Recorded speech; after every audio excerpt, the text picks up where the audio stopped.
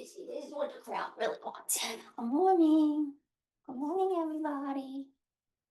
Welcome in. Hi. All right. Hello. Welcome. Thank you guys so much for joining today, whether you're joining live or whether you're joining on the virtual recap. I'm just so grateful for y'all to be here and tuning in to this conversation. I guess conversation, I'm talking to myself to the Zoom webinar, but webinar about emotion dysregulation versus emotional leakage. Um, I'm going to launch a quick poll. I would love to know if you are attending this webinar as a mental health provider or as a mental health consumer. And of course, a lot of mental health providers also consume mental health care. And so it's possible that you might be in both roles.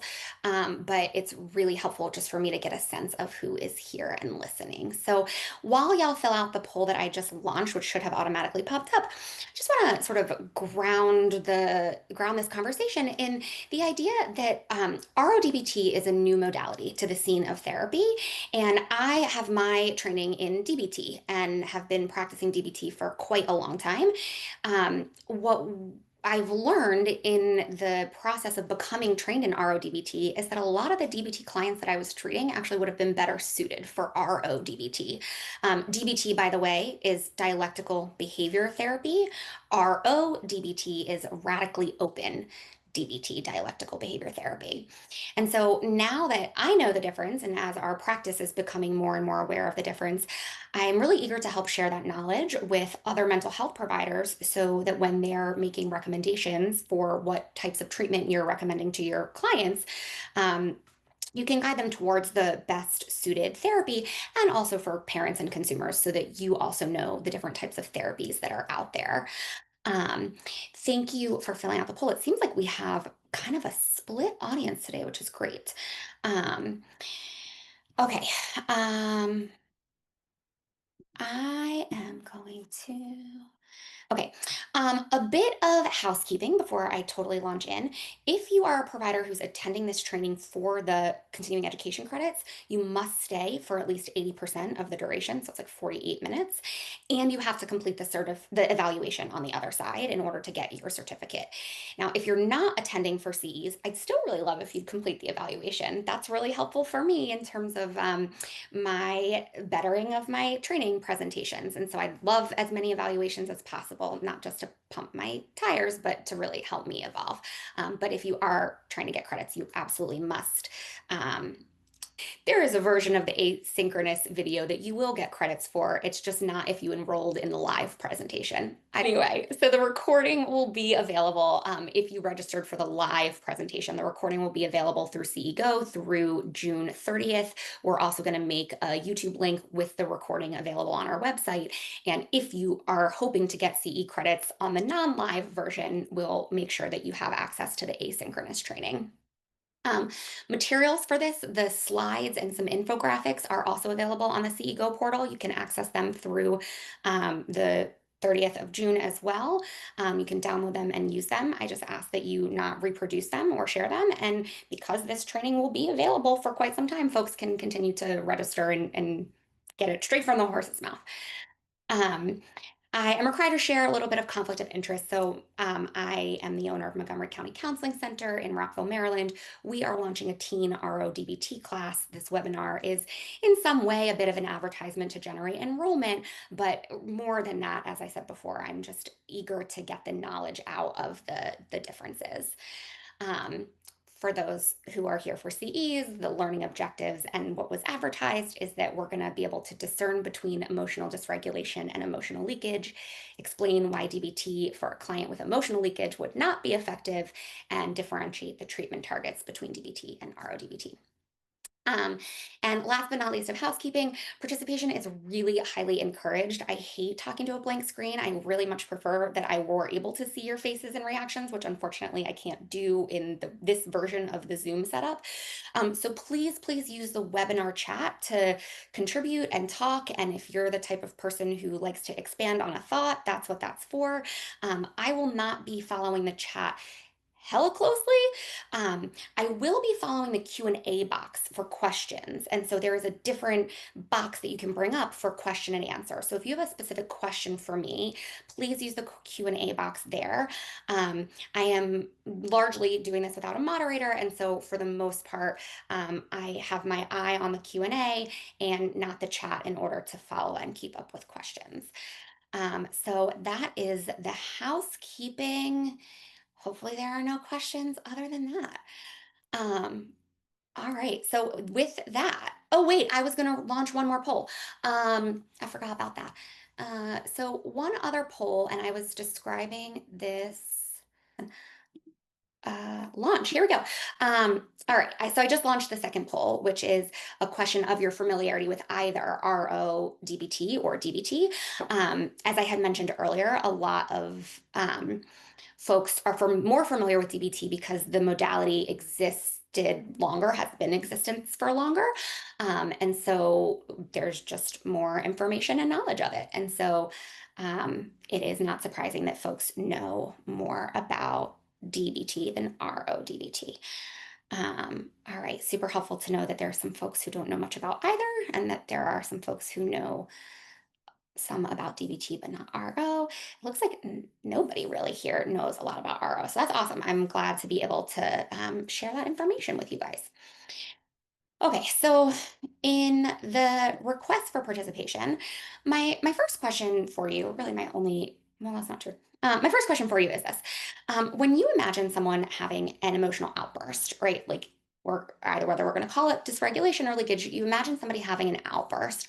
What behaviors come to mind? You can throw them in the participant chat as you're thinking about it. But so you're envisioning somebody having behavioral expression of their emotions. What kinds of things are you seeing? What are you watching? I'm waiting for some answers to trickle in the chat. Loud voices, yelling, crying, cursing, some physical aggression, hand gestures, loud. Yep. Loud voices, yelling. Am I carrying them all? Screaming, sobbing, tears, elevated volume, agitated movements. That's a good one. Yes, absolutely. Inability to listen, right? So like our logical center shut down and the emotion is driving the boat for sure.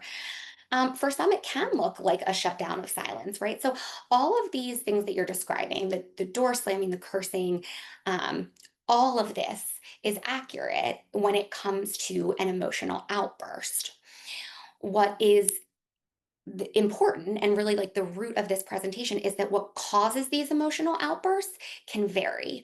So even when the behaviors look very much the same on the outside, how we got to the place where these behaviors are happening can be a very different process, which also means treating them differently.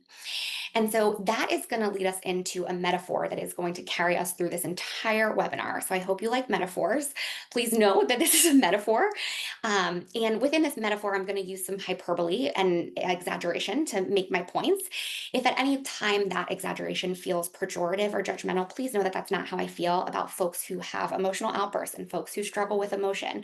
These, whether they're emotional leakage folks or emotional dysregulation folks, I see it all as non-judgmental, even when my hyperbolic language can be a little bit exaggerated. Um, so um, here's this metaphor. Um, Emotions are like clothing, right? All clothing, imagine as an emotion. I really hate that there's a lawnmower outside my window. I can't. It's messing with my brain, my ADHD brain. Okay. All emotions are like clothing, right? We need clothes to go anywhere and everywhere. We need our emotions for our life. They are very helpful. We can't really live and move about without clothing. So we live on a nudist colony, which is a whole different conversation. Some of our clothes are clean, right? Some of our emotions are comfortable, tolerable, even pleasant.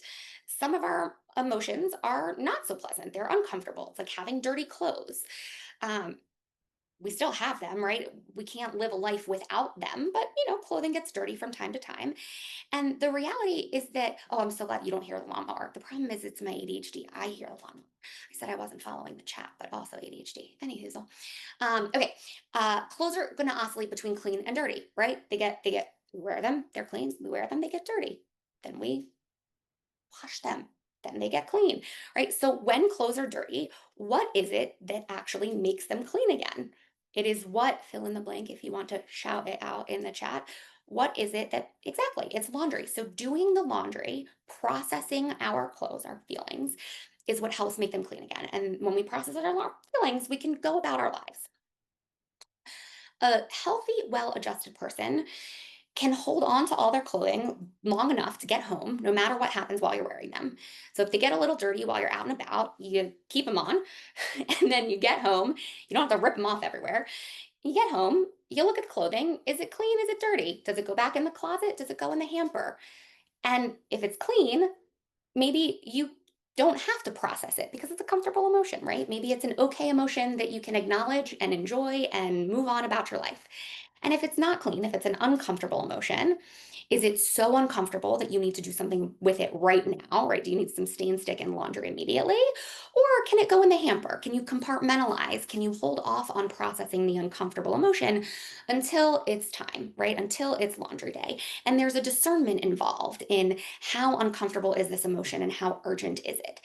And a well adjusted, healthy human can go through this entire process of getting their clothes home, whether they're clean or dirty, evaluating their emotions in the right time and space, and then doing the right thing with them based on what's needed, based on the emotion.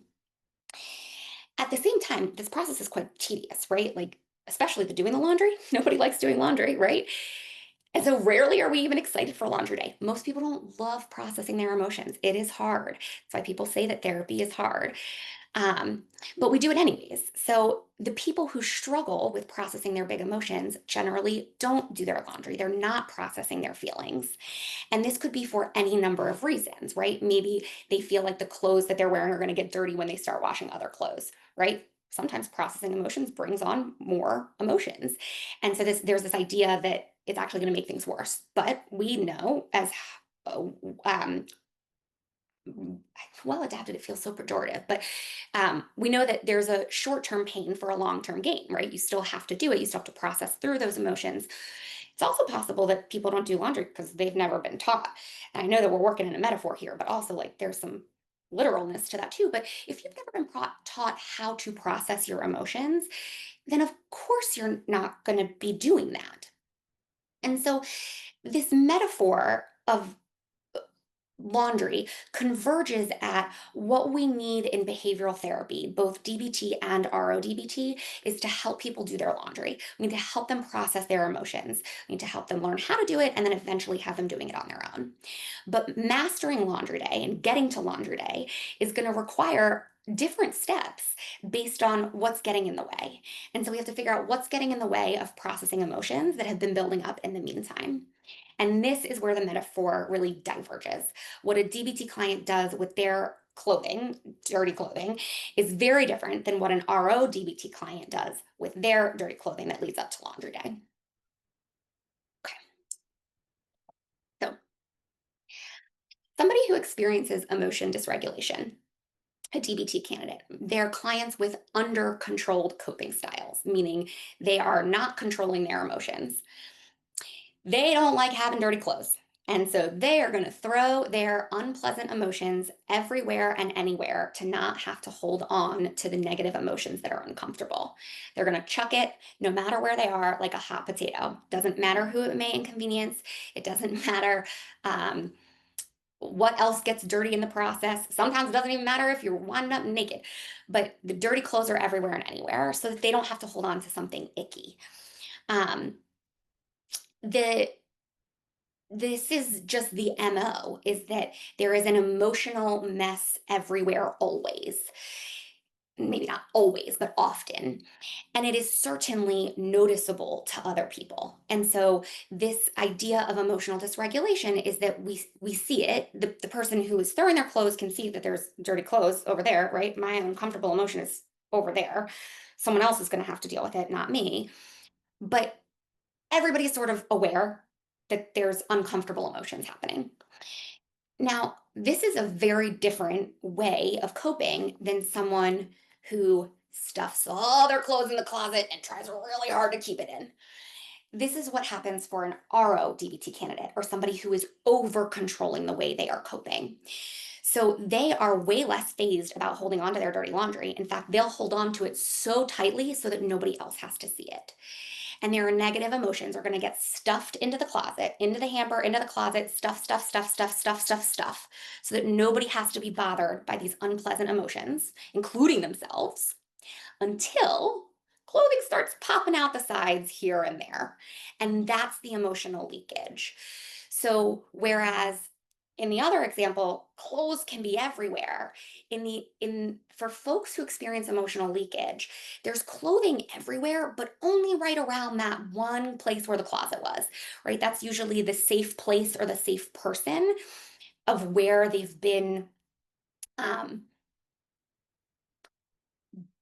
where they've been holding in their feelings. Their MO is actually not to have a mess everywhere. Their MO is to really keep it in. And often the first time that it's noticeable to others is when the closet pops open because the hinges are coming off of the door and you just can't shove it in anymore. We're going to talk more about how this leakage happens. But the behaviors that you all were listing were like previously can be the same behaviors, right? So the throwing the clothes everywhere or the clothes popping out of the closets because it's ripping at the seams, that looks very much alike. But how it got there is very different. Um, there are similarities within these opposites, right? It can look alike. Um, and there are general trends. Is emotional leakage similar to masking? What causes emotional leakage is similar to masking. So the masking is the shoving it in and shoving it in and shoving it in. The leakage is when you can't mask anymore because there's no, you're like your arms are tired from holding up the closet. So it's absolutely related. Um, Emotional leakage is people that hold things in until they can't anymore and they explode. Yes, exactly. We are going to get more into this. I think it'll clear up some of these questions as we proceed. Um, so the general trends that are true of both of these ineffective coping styles, right? There's the under control that's everywhere. There's the over controlled stuff in the closet. There are some trends that are really, really similar. And because most people are more familiar with DBT and it's been around longer, I said that before, you're going to see that on the surface, if all you know for this treatment is DBT, you're going to look at this stuff and say, hey, look, this is a DBT client. Some of these things are it's really hard to evaluate emotions, right? So sitting with feelings and processing feelings is hard for both of these coping styles. It's really hard to get these people help. Relationships are really difficult. Problems escalate rapidly, and eventually this coping style stops working. And at its worst, it leads to suicidal ideation.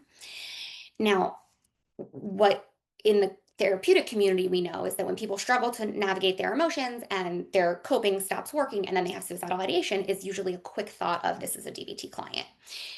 And what we are trying to communicate is that we want for folks to be thinking about what is happening underneath each of these qualities and how they are different so that we can get them the right help. The second scenario is similar to masking until one can't. Yes, to answer that question. The scenario of the emotional leakage, holding it all in the closet, masking it very, very intensely until you can't anymore. Yes. Um, Okay, so let's talk through how each of these six qualities that can look similar are actually kind of opposite within the way the presenting problems show up. Okay, so for an under-controlled person, all of the under-controlled and DBT-esque clients are going to be in red. So it's hard to evaluate emotions, right? These are folks who can't really discern between whether the stain on their clothes is big or small because any dirt on their clothes is intolerable. Off with it, strip it off, right? It doesn't matter really how big the negative emotion is or how small the negative emotion is. The fact that it's a negative, uncomfortable emotion means we don't want it. And so other people are watching me strip down, clothes are lying everywhere around the house, and other people are tripping over it, all because it's really hard to sit with, hey, is this a little bit uncomfortable or is this a lot of it uncomfortable? Because it's all uncomfortable. It can be really hard to get help for these people because they may lament about how they don't know how to clean up their clothes. I don't know how to deal with my emotions. I need someone to do it for me. Right? We call this active passivity, like sort of passing the buck to somebody else. But then there are also other times where these people might tidy up and put all their clothes in the hamper so that it's not everywhere and say, look, see, I don't need help. All my clothes are like, there's no mess anymore. But putting them in the hamper is not, in fact, doing the laundry. It's just hiding them. And we call this apparent competence, right? It looks like you know how to handle it, but you actually don't know how to handle it. Um, so when folks are, sorry, I just got distracted for a second. So folks who struggle between active passivity and apparent competence tend to either like have their clothes everywhere or they've been told get your shit together, put your emotions where they belong, and then they're in the hamper in the closet, and then they're out everywhere, and then they're in the hamper in the closet, but never is laundry getting done. And so because this oscillation, it can be hard to help because they can say like, oh, I don't know how and I can't ever learn, or I have it all under control. Relationships are really hard for folks whose emotions are everywhere, right? This type of emotional dysregulation, the chronic pervasive emotion dysregulation, has major negative impacts on relationships. And it's visible to others, although rarely is it understandable to everyone around them because it like you might not understand why emotions are flying everywhere or what doesn't look like dirt to you looks like dirt to somebody else. Other people are going to have to step around these uncomfortable emotions. It's often described as walking on eggshells. And what can happen is that eventually other people might start picking up the dirty clothes and doing the laundry themselves because it's just hard to step around. But that can be an enabling behavior, right? The more you do someone else's laundry, the less they have to learn how to do their own. And the more you're carrying and processing someone else's feelings, the more emotional labor you're doing for someone else, which can feel like a lot of work and a lot of energy, which eventually drains you and you start pulling away. And so that relationship that you're in with somebody whose clothes are everywhere is really uncomfortable because you don't want to have to walk all over them, the clothes, the uncomfortable emotions. You don't want to have to navigate your life around someone else's uncomfortable emotions. But you also don't want to have to process them for that person. So relationships are quite difficult. Water. Um, To answer the question, Brienne asked, is this positive or negative emotions? For people with under for this presentation, it's specifically negative emotions that it's hard to know how how bad is it? How negative is it? Is this just a little bit of dirt? Is this a full stain? Is this something that's going to come out later? Is this something that's not going to come out later? It all becomes one because the discomfort is just so intolerable. And so for this presentation, it's mostly negative emotions. It's hard to discern the level of discomfort within negative emotions because all negative emotion is so uncomfortable. That's going to be different for the other presentation. Um, Problems can escalate quickly. So uh, eventually, you're going to start running out of clean clothes, right? And what happens next is you life has more demands, right? You still need to get dressed. And so these folks are going to go out and about wearing dirty clothes right out of the hamper, right? They're reusing or going about their world with unprocessed, already uncomfortable emotions. Because if they don't have clean clothes, they're just going to take the dirty ones right out of the hamper. And so they're going about the world already with this vulnerability of having and carrying negative emotions. And then that means those emotions are going to get even dirtier, even faster. And then the spewing them all over the place is going to happen quicker and faster with like less fuse in between because they're already a little bit dirty once you're pulling them out of the hamper. Or the other thing that can happen is that the hamper gets full and the hamper starts overflowing and then like there's no space. And so what do? You just like dump the hamper all over the place. So once the emotions start overwhelming someone and they can't hold on to these emotions, in the hamper the neat way, then they're everywhere. And again, there's that oscillation between it looks like it's tidy versus it looks like it's everywhere, but at its core, it's never being processed. Either way, the emotional mess is building and building faster until this coping stops working. So eventually, someone is going to run out of clean clothes or positive emotions to move about their life. And all of their emotions are going to start feeling dirty or intolerable. And there is a validity to the fact that the more you go about unprocessed emotions and the more you gain unprocessed emotions, the bigger the stain is. Truly, the bigger the stain is. And so sometimes not even laundry will get those stains out of the fabric because it's so embedded in the discomfort and pain of the emotion. Um, what happens when somebody is having all of these unpleasant, uncomfortable emotions is that they're all over the place and you can't move around because there's negative emotions everywhere you go. So you can't really like move about your life. And you're not going to show anybody quite how dirty your clothes have gotten because there's a lot of shame involved. So you really don't even want to go out and show people all the stains on your clothes. And so, well, can't get dressed anymore and you can't really move about your own space because there's emotions everywhere. You can't even move about enough to go out and buy new clothes, right? There's a um, inability to build in positive emotions when you're so overwhelmed by your negative emotions. And so may as well just die. And this is where suicidal ideation comes in for somebody who has very little control of their emotions. This type of suicidal ideation, this type of self harm, and suicidal ideation is typically very impulsive and mood dependent. It is not planned, but it's just this moment where you're looking at all of the emotions all over the place, and you're like, I can't do anything else. So, and so again, I know I speak a little bit cavalierly, but um, it's not often thought out or planned. It is very, very mood dependent. Somebody asked the question, is this considered emotional baggage? There are a lot of things that you could call it. In fact, I was like wondering whether or not I was going to extend this metaphor to like airing your dirty laundry. Um, the baggage, if you will, is the unprocessed emotions that you're carrying with you throughout life. And if you're not processing those emotions, it just means that you're vulnerable to more emotions.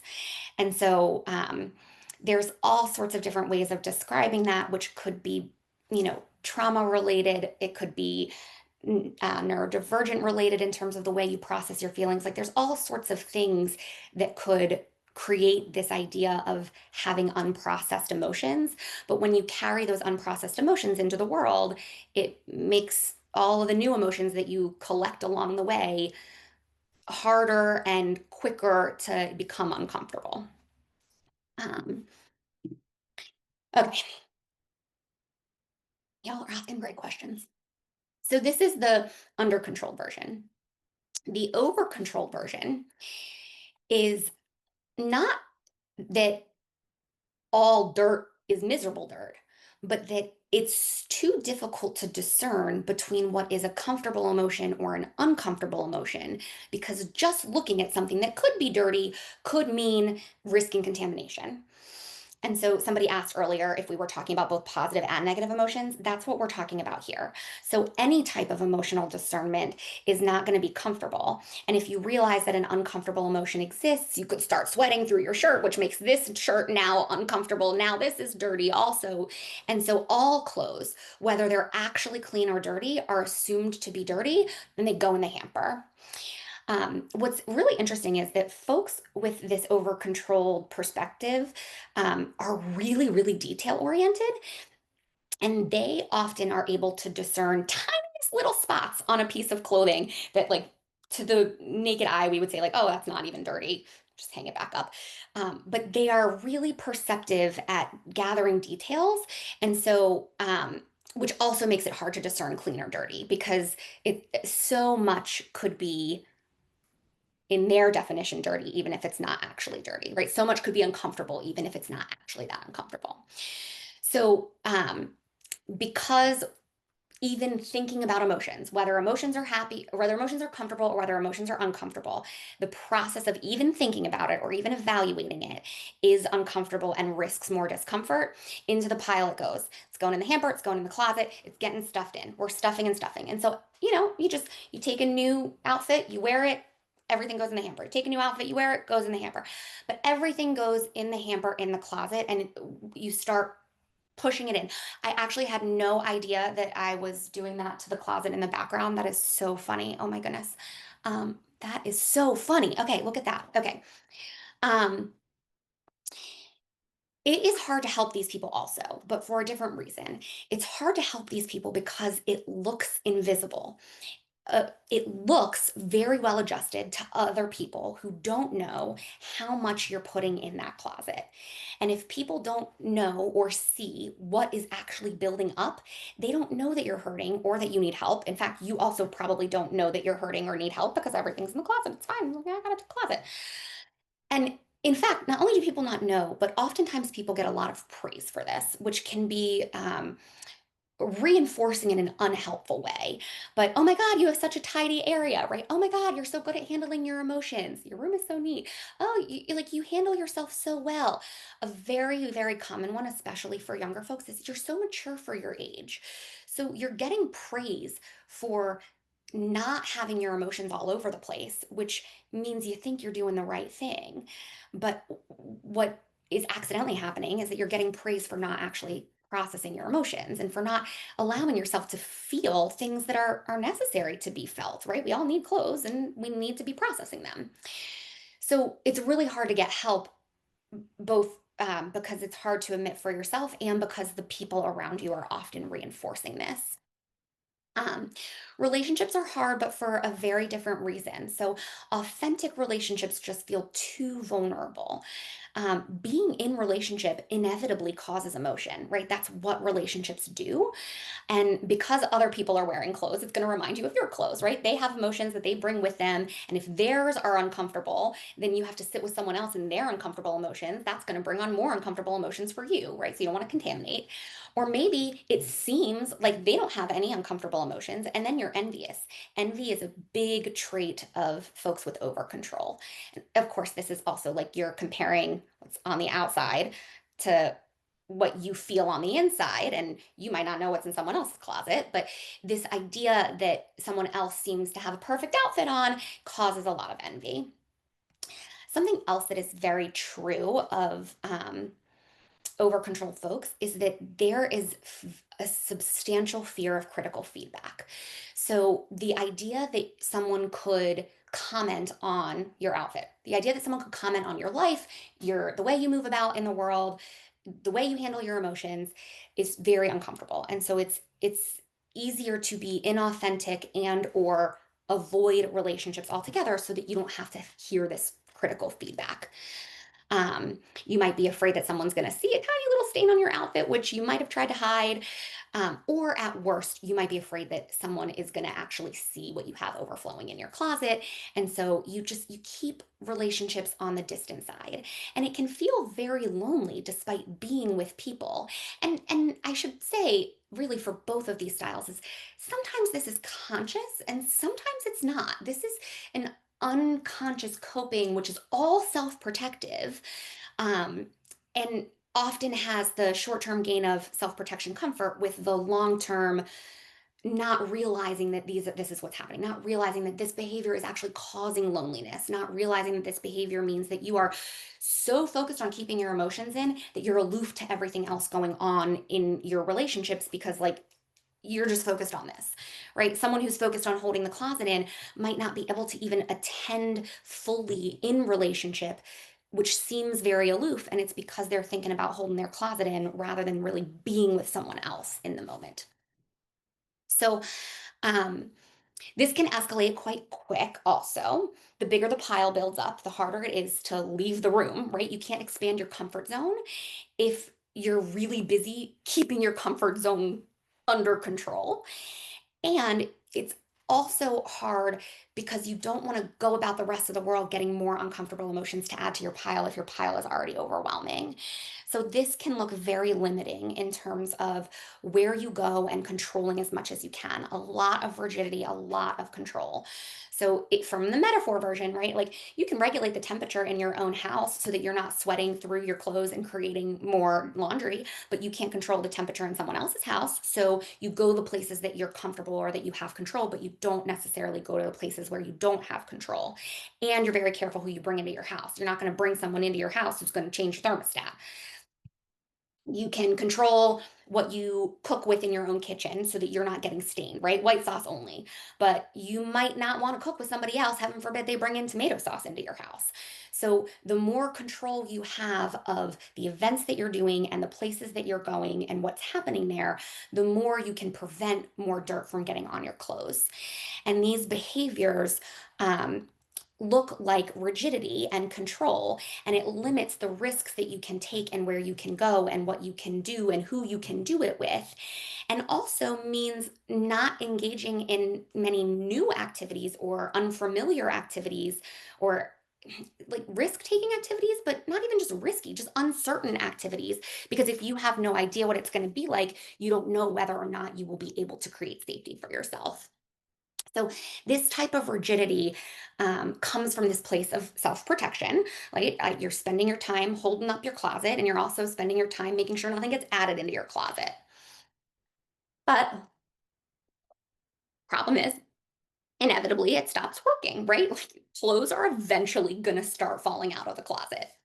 And the problem actually isn't that from moment to moment, this coping style works. It's just actually working too well, right? Like there's too much happening in the closet, and you can only hold so much at one time while also trying to move about your life. And so, what we actually want, well, I'm gonna get to what we actually want in a second. Um, Something eventually is going to drop out if you relax for just 1 minute, and then the closet might come open, and if the closet comes open then it might bust open, and fuck, there's emotions everywhere. And so the more that's building up, the more protection you need to try to keep that closet shut. And when it does inevitably fall out, this is the emotional leakage piece. So, just going back to the other slide, the emotional dysregulation is almost like the start of this process where things are dysregulated all the time. Here, this emotional leakage is specifically when the coping stops working. And it usually starts off as just a little trickle, like one thing pops out here, one thing pops out there. So folks around you might start to see uncomfortable emotions or uncomfortable behaviors in small little bits. Um, and usually these things happen when you kind of like take your eyes off the closet because you're trying to control something else. It's really hard to be in two places at one time. So if you're trying to make sure there's no tomato sauce in your kitchen, how can you also be controlling what's not popping out of your closet in your bedroom? And when you really focus your attention on something else that life demands of you, the closet is going to burst at the seams, right? This emotional outburst is going to come everywhere. And it's just really important to recognize that this is, and I said this before, but it bears repeating, it's limited to the room or the space or the people where it feels the safest. It's not everywhere, anywhere, all the time. It's just um, of with the people who feel most safe, right? Maybe it's like, your parents, they come in and they're knocking and they're saying, how are you? And then all of a sudden it's like, oh, someone's knocking at my door, and now I'm no longer paying attention to my closet. um, what happens after things start leaking out everywhere, I'm sure you could imagine, you are gonna put it right back in the closet. Whether or not it was dirty in the first place, everything that popped out everywhere is going to get stuffed right back in tighter. And every time this happens, all the clothes in the surroundings, whether they were clean, whether they were dirty, all the emotions that were around is going to go right back on in that closet and stuffed back in. Um, it is this emotional outburst or this emotional leakage is when other people start to notice that there are problems. I think I said that. But because it looks like emotional dysregulation, and I said this point already, it's often misunderstood. Um, these emotional leakage moments happen, and then they're stuffed, and then it doesn't happen again for a long time because you've now reinforced your closet because it was really uncomfortable when everything busted out. And then it's gonna happen again because it does happen again because you're still not doing your laundry, so everything is still piling it up. And every time the closet busts open, there's more mess, and on the way back in, it gets bigger and bigger after each emotional leakage moment because now there's new emotions or now there's shame that this even happened or embarrassment. Um, and at its worst, it can lead to suicidal ideation. So you may not realize um, how much is in the closet until the closet's about to break at the seams or until you've reached your last clean outfit, right? So you have no emotions left or your closet is about to bust and there's no more wearable clothes. And for folks with this type of presentation, they are very, very perfectionistic. So going out naked certainly is not going to be the answer. And if you still don't know how to do your laundry, then again, it winds up as I may as well die.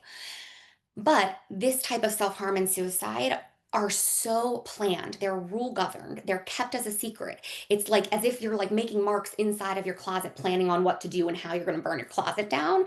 And nobody is seeing those marks inside your closet until it happens, which can actually be more dangerous and harder to assess as a provider. And just a little bit scarier because it's harder to do safety planning when we don't really know that this is what's going on in someone's mind. Um, I'm going to answer a couple of questions.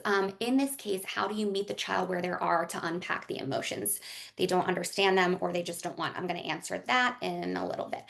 Are there any identifiers or signs for providers to pay attention to for the over-controlled individuals? Yes, I'm going to get to that in a second too. Is this why DBT is so commonly used for substance use clients? Yes, we're going to get to that too. Would this be similar to avoiding inviting people over to your house because your house is not up to par? Absolutely. So if you are struggling to, if you feel like your emotions are so dirty, even if they're not, you don't want people to see them. It's so hard to be authentic. It's so hard to allow someone to see the real version of you, whether or not your house is up to par or not. Um, People with over control more vulnerable to addiction? No. We're going to talk about this in a second, but people with over control are going to be operating in the world externally like they've got it all together. They're not going to show signs of weakness. Addiction usually is perceived as wrong or bad or not perfectionistic.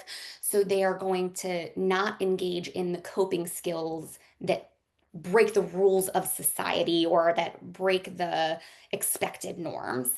Someone with under control is much more vulnerable to addiction. I wouldn't say that it's impossible for an over controlled person to engage with addictive behaviors, but it's much less likely. Um, and I'll talk again about uh, the diagnostic differences in just a moment. Okay. So what do we do with this? How do we help these folks? So for someone whose emotions are everywhere, what does it look like to start getting them to do the laundry? Well, the first thing we want them to do is to stop spewing their clothes everywhere. This is what we call distress tolerance. And I should say both DBT and RO-DBT are based in teaching skills. It's not the only part of it, right? There's skills training and individual therapy, but these folks need skills. And in DBT, one of the skills is hold on to your clothes. Stop getting naked in front of people, right? Hold on to them long enough to get them into the hamper. Let's do distress tolerance so that you can get to a place where your emotions are not causing even more problems for you or everyone else around you, right? Let's not make it worse. We need to build up the ability to look at something and say, this is really dirty or this is not really dirty, right? So what needs to be washed right now, otherwise it's going to stain, or what can wait for another day? And this is with mindfulness, right? Mindfulness is a big component of DBT and DBT, we'll talk in a second. But the ability to discern emotions and see what is and not just what you think is one of the really important skills. And then we need to teach you how to do the laundry. These are emotion regulation skills. So the ability to actually process through your emotions is a whole set of skills. And we also need to teach folks to keep up with it regularly. You can't do it all in one day. Otherwise, you're going to burn out. You're not going to want to do laundry ever again. And so, teaching people to process their emotions on the regular, even if it doesn't feel like there's an over explosion, is really important. And that's hard for folks when laundry is hard or when it means sitting with uncomfortable emotions, is that even when you don't need to do it, you need to do it so that you don't need to do it later. Um, The other thing that is important is to start preventing situations where you know are going to cause emotional distress, especially if you know that you're vulnerable. So if you already have a lot in your hamper or you already have a lot of clothes lying around your floor, that might not be the day to walk into a food fight. And being able to problem solve and prevent that is really important. Or if you know that laundry day is not coming up for another week and you've got a lot of dirty clothes, you might now need to go buy new clothes, right? There's a skill in DBT which is all about increasing positive emotions so that it can balance out the negative emotions. The skill is called ABC Please, but the concept is you're adding positive emotions to get you through so that you don't have only negative emotions. And so we need to teach people how to do this, how to know when you can put yourself in a vulnerable situation because you've got the bandwidth to handle it. Again, that's kind of mindfulness versus when you can't because you're already too vulnerable. And with that comes sort of recognizing that life is inevitably going to get dirt on your clothes, right? Life is inevitably going to give you uncomfortable emotions. This is radical acceptance, and that's okay because there will always be laundry day. Just because there's dirt on your clothes doesn't mean it has to become so overwhelming. Just because there's negative emotions doesn't mean it has to become so overwhelming. Doesn't mean you need to die as long as you keep up with your laundry. What do you think is the one thing we don't want an over-controlled person doing with their laundry? You can type it in the chat. The very thing that we don't want someone who's already stuffing everything in the closet to do.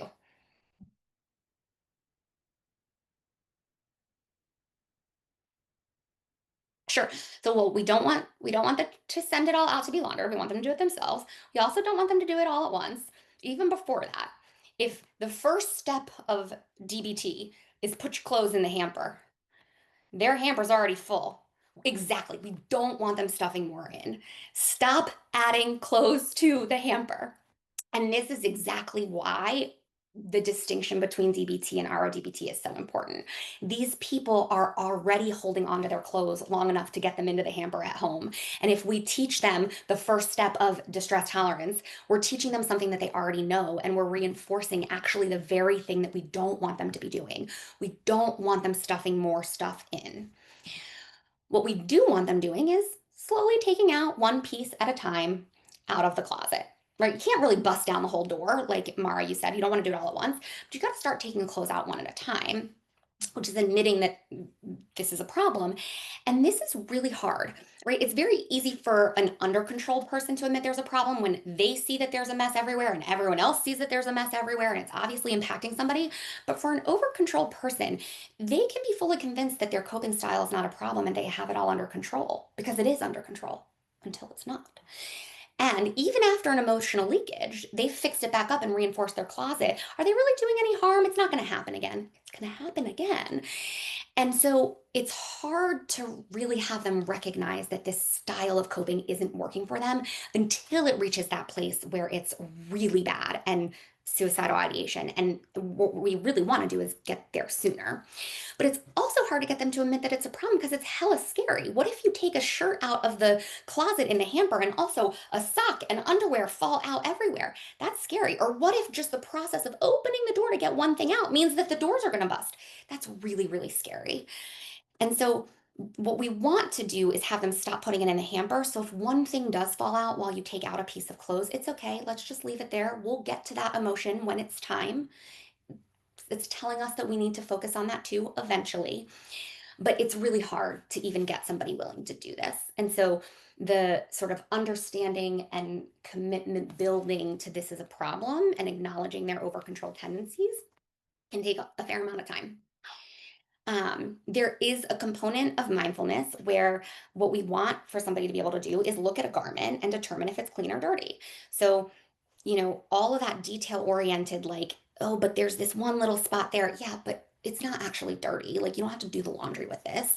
That's okay. Or there's no dirt on it, or it's really dirty. But just the idea of discerning emotions and looking at emotions and being able to categorize them is a process of mindfulness that's really important.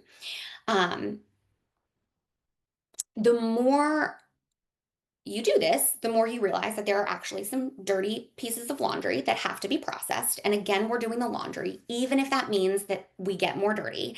And in RO-DBT, there's this process of self-inquiry, which is kind of like allowing yourself to follow the dirt, allowing yourself to follow whatever else is falling out, because that's getting us closer and closer to emptying the closet, to feeling better, which feels both a threat and is necessary.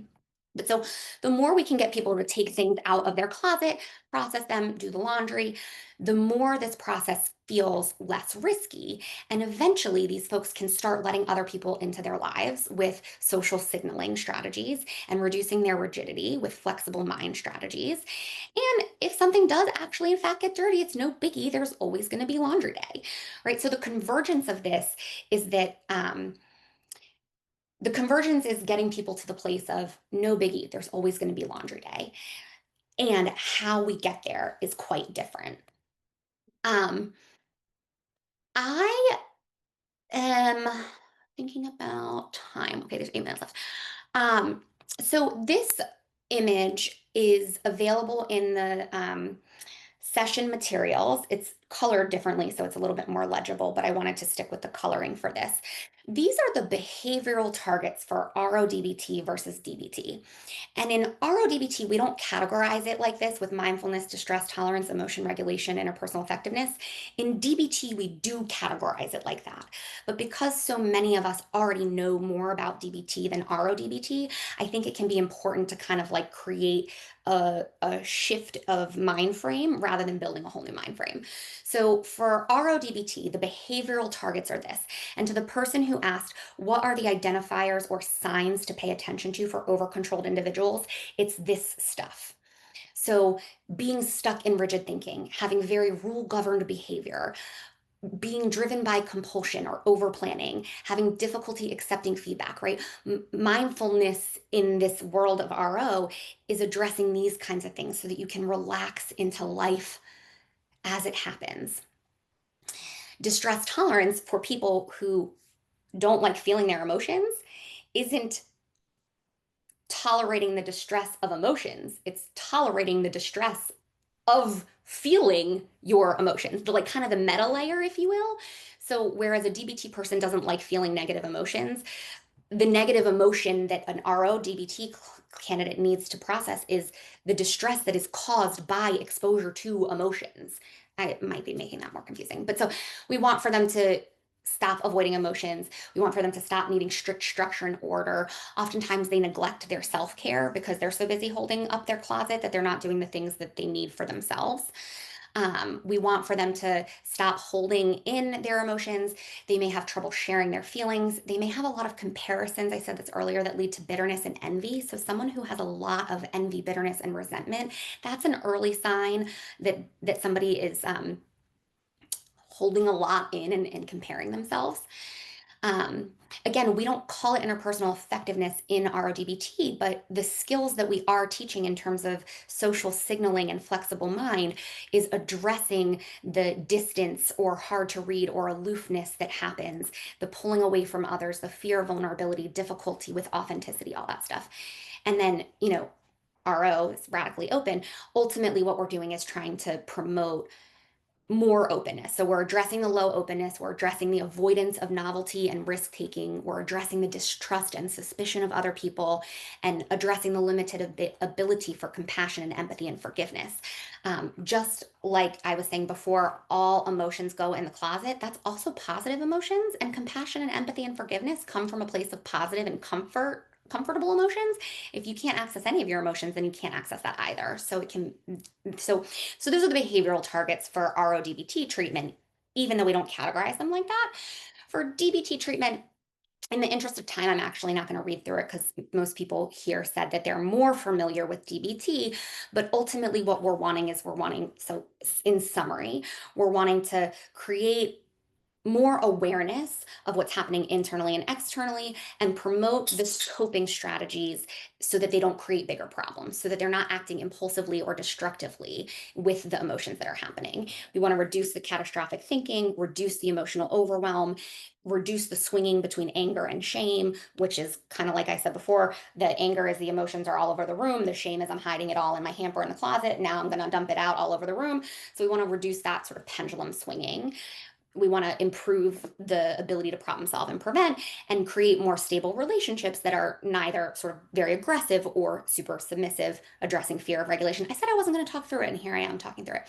Um, and then there's this, at the root of DBT is the idea of walking the middle path, or synthesizing opposites that are true, that are both true. So synthesizing all or nothing thinking. Um, there are the RO-DBT and DBT. RO-DBT is for internalizing behaviors. DBT is best for externalizing behaviors. These presentations can be transdiagnostic. It's not like there's only one diagnosis. And the list is up here.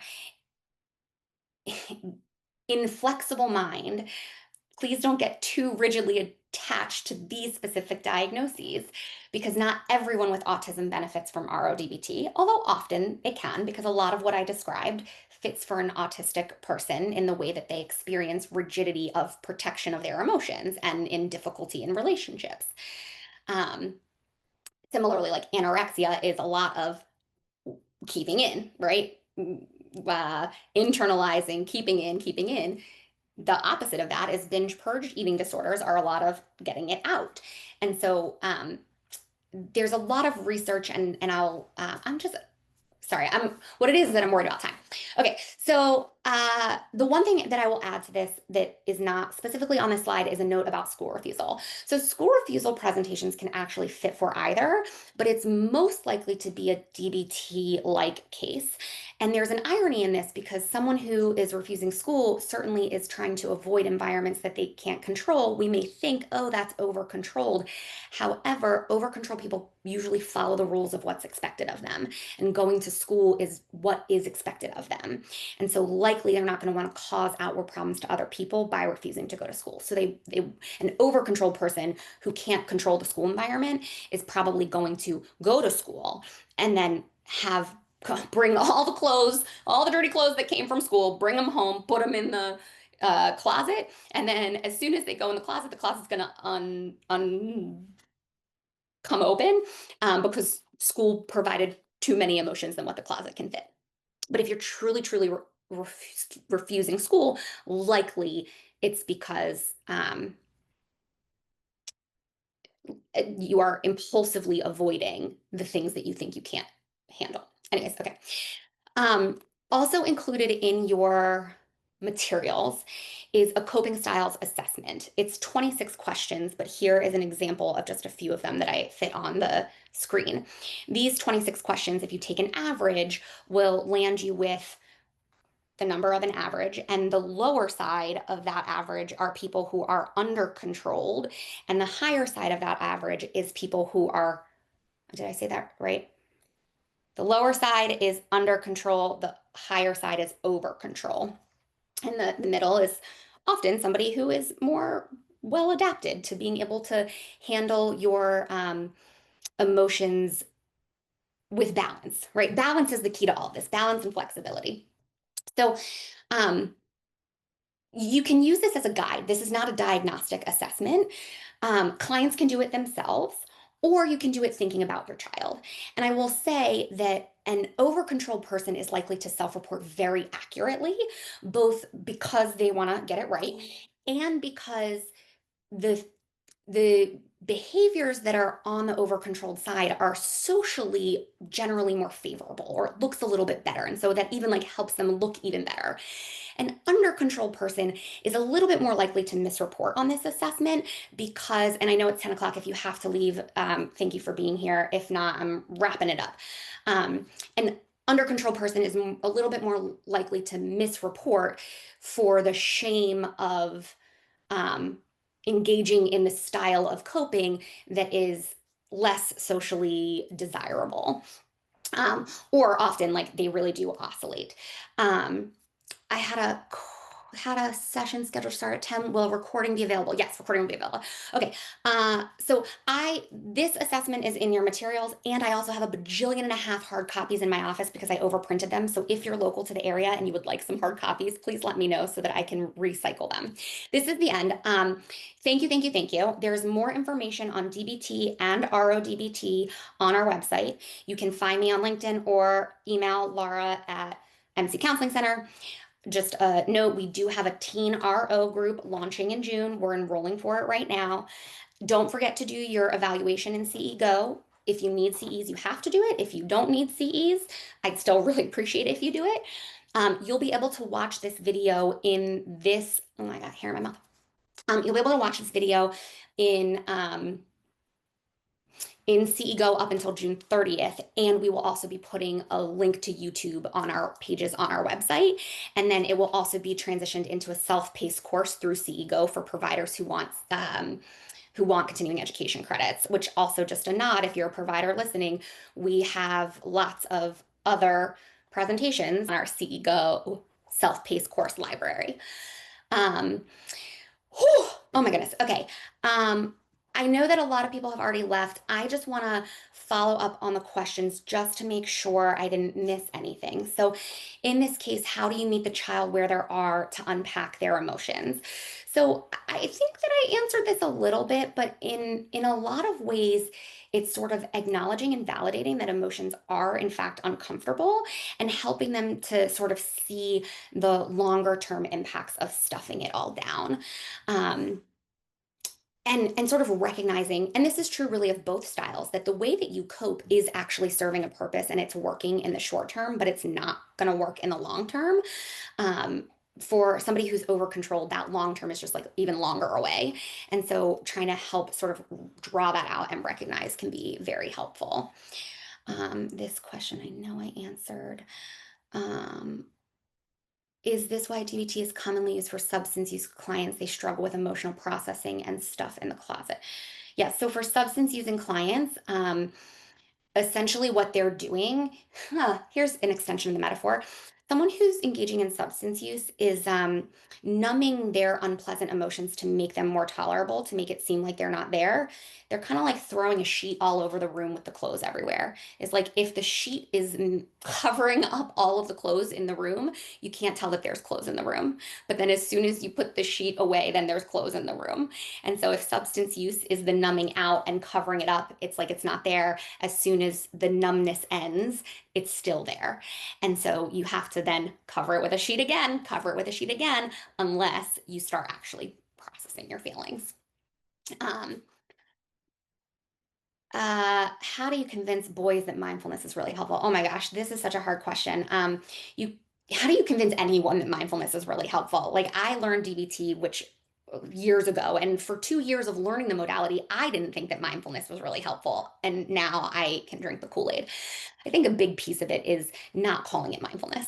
Right? I think sometimes we're like very allergic to the concept of mindfulness because we misunderstand it as like meditation or just like sitting in our discomfort, which it can be, and that's part of why mindfulness is really uncomfortable for some people, because looking at what's there is uncomfortable. But whether you look at it or whether you don't look at it, it's still there. And so sort of recognizing that no matter what, it's going to be there. You get to choose whether you look at it or not look at it, which can empower you to do something effective with it so that you're in control of what's there rather than it being in control of you. That is often sort of like the pathway in. It's also practicing it in really differently adapted ways, right? So I could imagine I'm trying to think specifically your question about boys, which presumes that there's a gender bias of what boys like to do that might be different than girls. But like if I take a sports player, regardless of gender, I could, in theory, practice mindfulness throwing a ball back and forth. And just, I want you to count throwing the ball back and forth over and over and over again. And in this process of throwing the ball back and forth and counting, we are so tuned into this moment that everything else goes away. And so that is a way of strengthening mindfulness. There are other types of mindfulness that's not so focused in, but more like accepting whatever is. And the difference between open mindfulness and focused mindfulness is a whole nother TED Talk. Um, but there are ways of engaging in mindful activities that you don't have to necessarily call mindfulness. Um, this question I had answered earlier. For both methods, is it possible to say you're increasing the window of tolerance? Yes. Yes, we are absolutely trying to increase the window of tolerance for these individuals. Um, and when if you are thinking about it from the metaphor of window of tolerance, which is a like often used within the therapeutic community, um, what happens when someone's outside of their window of tolerance is what makes the difference here, right? So we want to get both people into their window of tolerance and get them able to sustain it more so that they can process their emotions. But what happens when they're outside of their window of tolerance and what they do with that is part of what the difference is.